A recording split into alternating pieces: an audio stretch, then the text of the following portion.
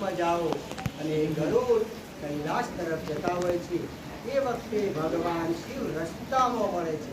આ બહુ સમજવા જેવું તત્વ છે। આમાં ભગવાન શિવ ગરુડને રસ્તામાં મળે છે ને ગરુડ વંદન કરે છે ને રામ તત્વ જાણવા માંગે છે કે હે ભગવાન રામ કેમ બંધાણા, ભગવાન કેમ બંધાણા।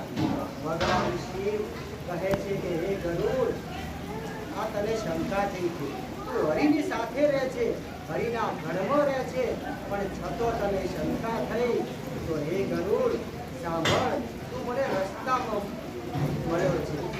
ગરુડ મોહી મીરો માર્ગ મોહી, ગરુડ તું મને રસ્તામાં મળ્યો છે એટલે હું તને સમજાવી શકું નહીં।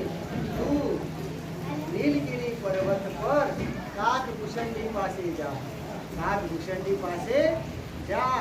અને એ વખતે માં ઉમા કહે છે કે હે ઉમાનાથ, હે શંકર, આપ તો રામ તત્વ જાણતા હતા તો આપણે કેમ ના કહ્યું।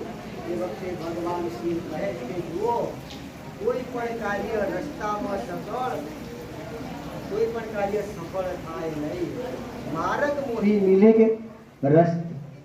બાલકૃષ્ણ લાલ કી જય। ભગવાન શિવ સરસ ઉપદેશ કરે છે કે ઉમા, ગરુડ માર્ગ મોહી મિલહી,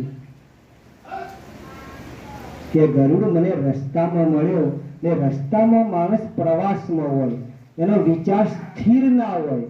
આ તો રામ તત્વ છે, એ ક્યારે મળે? શિવ તત્વ ને રામ તત્વ મન અને આત્મા સ્થિર થાય ત્યારે જ કેન્દ્રિત થાય, બાકી રસ્તામાં આનું પાથું મળે નહીં। સચિનભાઈ, રસ્તામાં ભૂદેવ મારા, રસ્તામાં આનું પાથું ન મળે। અને બીજું કે ગરુડને અભિમાન હતું કે હું રાજા છું, હું પક્ષીનો રાજા છું, પણ જો એ કાગડા પાસે કથા સાંભળશે તો એનું અભિમાન ઉતરી જશે, એનું અભિમાન રહેશે નહીં।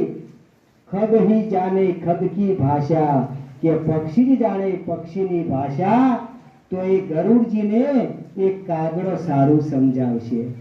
ગરુડ આવે છે, સુંદર તુલસી બાબા વર્ણન કરે છે, ગયું ગરુડ જહાં બસ ही भूसुंडा, मटी अकुंठ हरि भगति अखंडा, देखी शैल प्रसन्न मन भयऊ, देखी शैल प्रसन्न मन भयऊ, माया मोह